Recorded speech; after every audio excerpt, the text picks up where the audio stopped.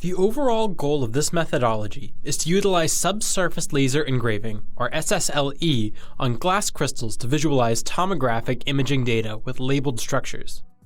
The resulting handheld models can serve as a powerful teaching tool. This method creates robust, handheld models derived from clinical or preclinical X-ray CT datasets that facilitate the education of patient or student populations. The main advantage of this technique is the text labels are suspended within the glass medium and attached to the associated structure without obstructing the view of the high-resolution anatomical display. Visual demonstration of this method is critical as the generation of surface maps with text and scale bars is difficult to learn because of the multiple steps and precision required for accurate display of the structures.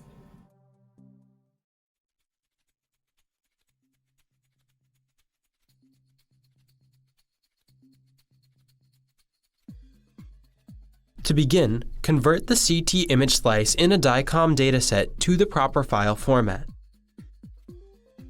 In the image processing software, select the Load DICOM command under the View setting.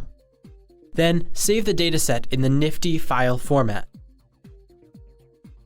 Now, import the Nifty files into a common medical imaging program that generates surface maps using automated segmentation.